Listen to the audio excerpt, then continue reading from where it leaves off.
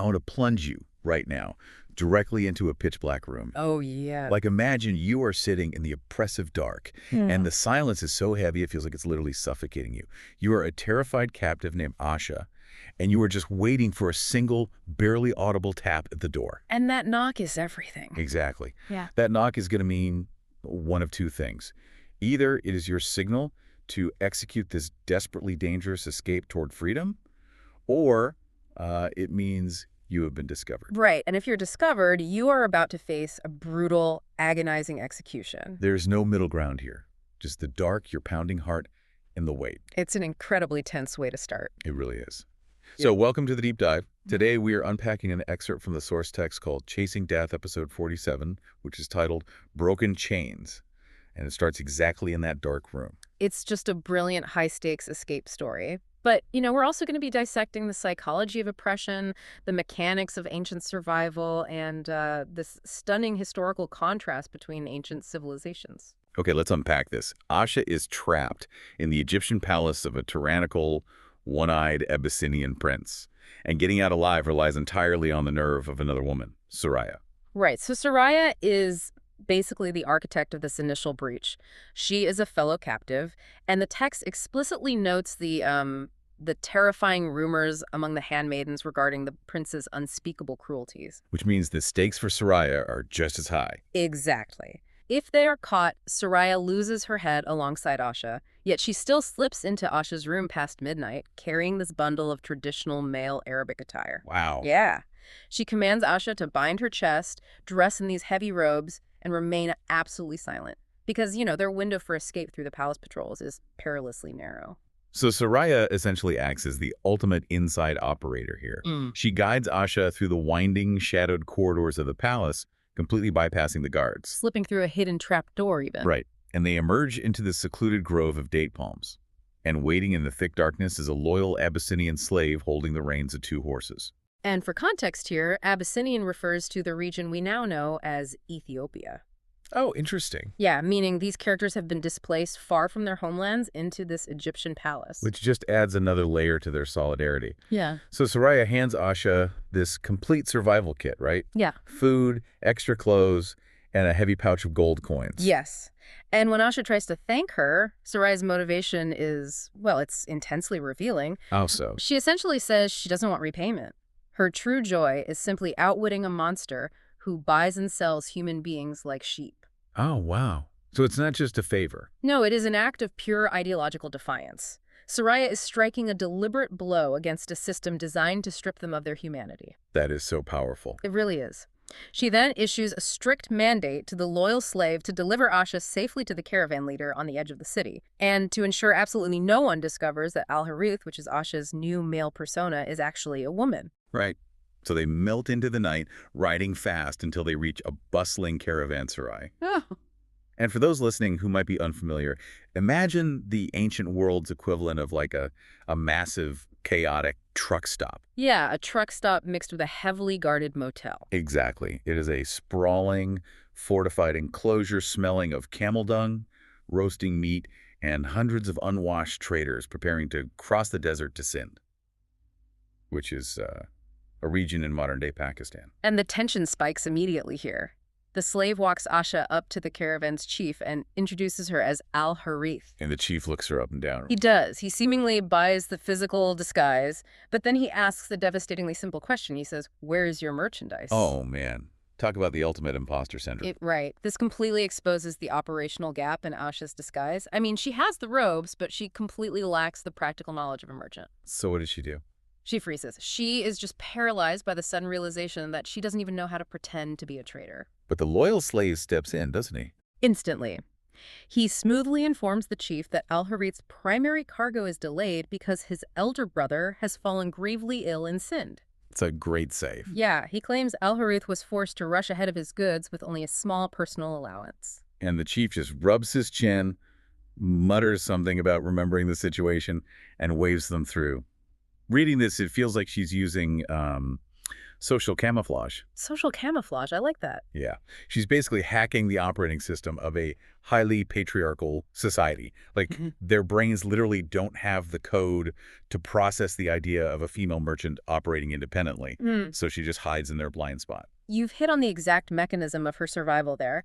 In a highly stratified patriarchal hierarchy, a woman standing alone in caravanserai negotiating trade routes is simply beyond their framework of reality. They just can't see it. Exactly. They see the masculine robes, they hear another man vouch for her, and their minds just fill in the remaining blanks to match their expectations. It is a brilliant example of how societal assumptions create massive blind spots. But I'd argue that the danger of hiding in a blind spot is that you can never step out of it. Oh, I definitely. Once the slave leaves, Asha is completely alone in a sea of massive, hardened travelers and armed guards. She knows hiding in a dark corner will make her look suspicious, so she forces herself to mingle near the fires. Which is terrifying. It leads to this visceral, really intense close call. She is standing there, trying to blend in, when this boisterous, hulking traveler brings a heavy hand down on her shoulder. Slapping her back so hard it nearly knocks the wind out of her. Right. And he's just making casual banter, treating her like one of the boys. But for Asha, the physical shock is compounded by sheer terror. And then it gets worse. The traveler peers closely at her face in the firelight and jokes about how incredibly young she looks. He loudly points out that her chin is as smooth as silk. Yeah, without a single blade of mustache or beard. I mean, picture the sheer icy adrenaline of that moment for you as the listener. You are surrounded by heavily armed men. Your body is vibrating from a physical blow, and you have to force a hearty masculine laugh at a joke about how much you look like a woman. If your voice cracks or if you flinch the wrong way, you are dragged back to a dungeon in chains. But her quick thinking here is unbelievable. She flashes this broad, confident smile and declares, "That is because I shave it meticulously every morning." It's so good. The crowd just erupts into raucous laughter. Another traveler wipes tears from his eyes and roars that she looks less like a hardened merchant and more like a delicate maiden. Which must have sent a cold chill racing down her spine. Oh, absolutely. But she quickly realizes the danger has passed. They are genuinely just jesting. They have absolutely no idea.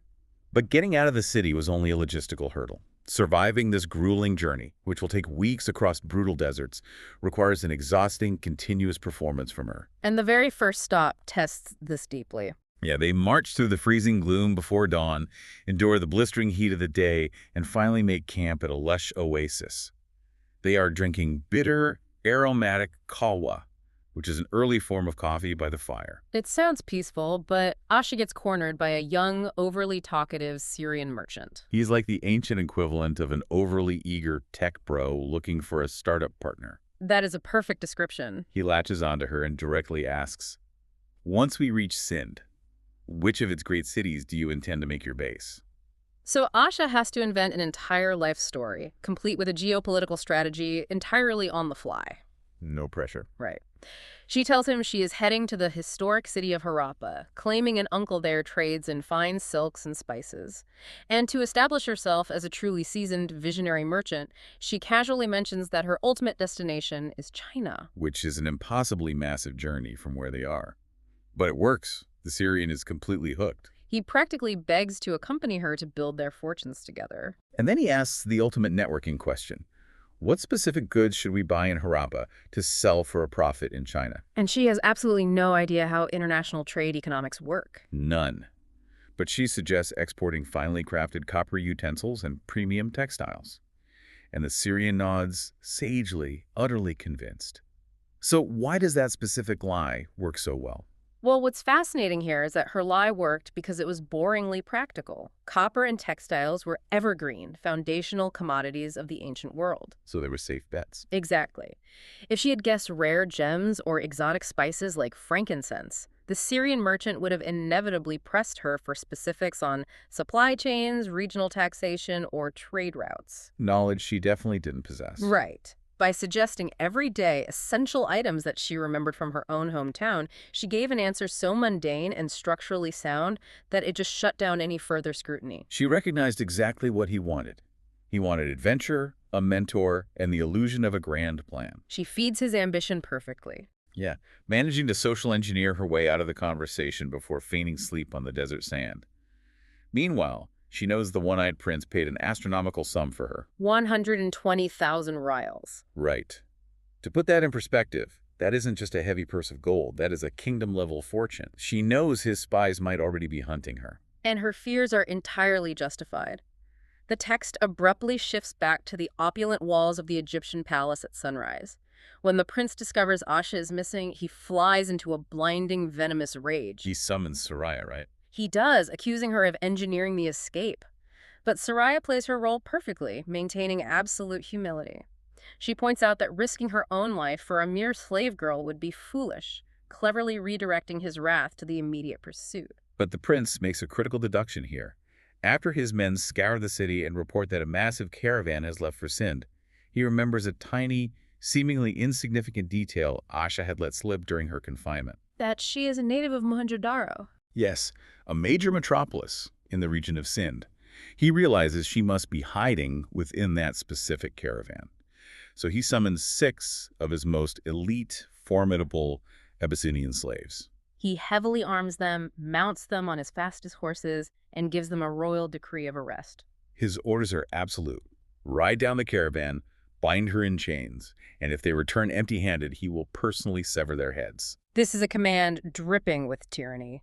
But in his blinding rage and absolute belief in his own supreme authority, the prince makes a monumental, fatal blunder. Because tyrants are often defeated by their own lack of empathy. Because the prince views his enslaved guards purely as tools, as biological machinery. He literally cannot fathom that they would desire freedom. You don't worry about a hammer rebelling against you. Exactly. He takes 6 men whom he regularly beats and starves, hands them lethal weapons, mounts them on his finest horses, and points them toward the open road far away from his loyal palace guards. He basically hands them the precise instruments required for their own liberation. So the slaves ride hard into the desert, tracking the caravan. But when they reach a secluded nomad camp, they learn a devastating piece of logistical reality. The caravan is exactly 1 day ahead of them and moving fast. And one of the younger slaves does the math. If they keep riding at this brutal pace, the caravan will always remain a stage ahead. They are killing themselves and the horses to chase a ghost for a master who will likely execute them anyway for taking too long. And this is where the physical pursuit halts, and a profound philosophical awakening begins. The 4th slave stares into the campfire and starts talking about Asha. He notes that she was a woman completely vulnerable, operating entirely alone, yet she found the extraordinary courage to break free from the iron grasp of their master. If we connect this to the bigger picture, he essentially poses an existential question to his fellow hardened warriors, doesn't he? He really does. He says, if she could do it, why are we complying? And the eldest slave stands up, and the narrative describes this revolutionary fire gleaming in his eyes. He exposes the absolute absurdity of their existence. They are elite fighters, yet they allow themselves to be treated worse than cattle, whipped for minor infractions, and kept perpetually near starvation. He calls Asha their sister in suffering. That gave me chills reading that. Same. They make a collective vow right there in the desert that they will never act as the instruments of her destruction. They will not drag her back to the misery she just escaped. The realization just washes over them. They are armed, they are mounted, they have a massive head start, and the prince's reach does not extend infinitely into the desert. They are already free. The emotional release in this scene is palpable. A murmur among the men swells into a roar of pure exhilaration.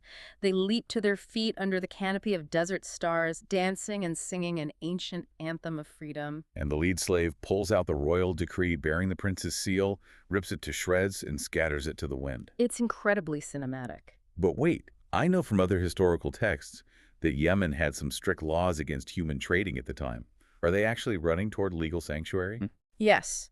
When the eldest slave points them south, away from the caravan routes and toward the sovereign land of Yemen, he specifically notes that it is a realm where the trade of human beings has been legally abolished.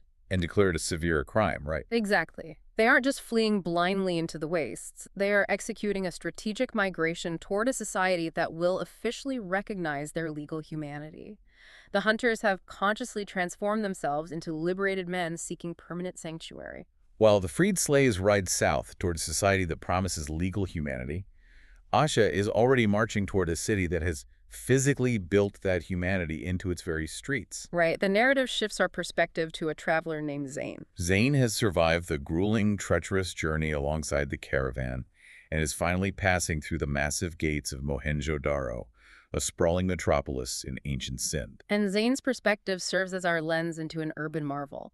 After weeks in the unforgiving desert, he is completely arrested by the sheer, meticulously planned infrastructure of the city. He walks past wide paved thoroughfares. But the detail that captures his attention most is the revolutionary architecture. Every single residence, from the largest estates to the smallest homes, is constructed from uniformly baked red brick. To understand why that matters, we have to look at how ancient cities were usually built. Typically, you had monumental stone palaces for the wealthy rulers, while the common people lived in chaotic slums made of mud and straw. Right. So uniform baked red bricks across an entire city requires standardized kilns, centralized urban planning, and immense civic coordination. It shows a society organized around massive public works that benefit everyone, rather than just extracting slave labor to build a tomb for one guy. Furthermore, Zayn notices the most astonishing marvel of Mohenjo-Daro. It's an extraordinarily advanced, fully covered underground drainage system running beneath the entire urban expanse. An ancient sewer system. How exactly did this function, and why was it so revolutionary? Well, it was a complex network of brick-lined drains that systematically carried wastewater away from residential areas and safely disposed of it outside the city limits. That's brilliant. It was. This physically separated human waste from the drinking water supply.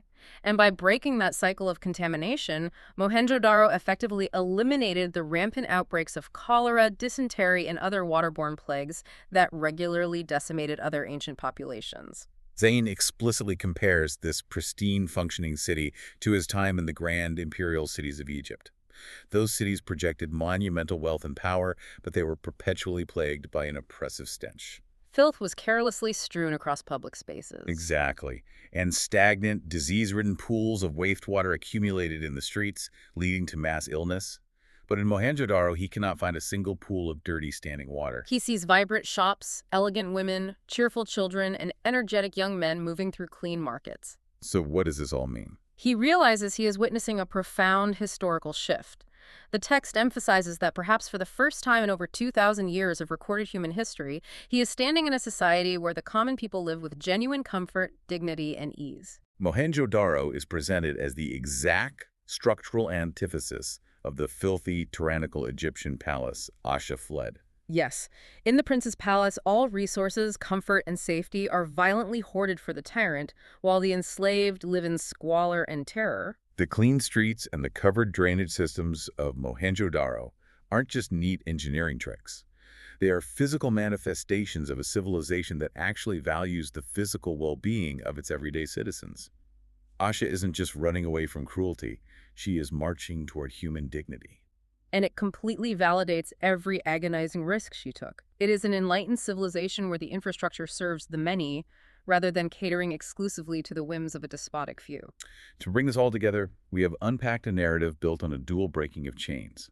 We followed Asha's daring escape, heavily reliant on her deep emotional intelligence and her ability to socially engineer her way through a patriarchal blind spot. And we witnessed the spontaneous, joyous mutiny of the Abyssinian slaves, sparked by the philosophical realization that if she could defy the system, they could shatter it completely. Both narratives resolve in purposeful journeys toward a more dignified existence. The slaves securing their legal freedom in the abolitionist realm of Yemen, and Asha navigating toward the utopian civic care of Mohenjo-Daro. It is a phenomenal reminder to you, our listener, of the contagious power of defiance. Asha's singular act of courage didn't just save her own life. It rippled outward across the desert, acting as the catalyst that inspired hardened warriors to recognize their own strength and break their chains. I want to leave you with a final thought to mull over. We often think of advanced technology like standardized brickwork or covered drainage systems as the primary hallmark of a great civilization. Right. But perhaps the true measure of a society's advancement isn't its engineering, but whether its architecture and its laws are fundamentally designed to protect the dignity of the common person, rather than merely insulating the comfort of a tyrant. If you look at the architecture of your own life, the systems you build, the habits you maintain, the rules you enforce, what is it built to protect? Remember that pitch black room we started in? The suffocating wait for the knock at the door. Asha chose to open that door and step into the terrifying, dangerous unknown, because the mere possibility of living with dignity was worth risking absolutely everything. Thank you for joining us on this deep dive.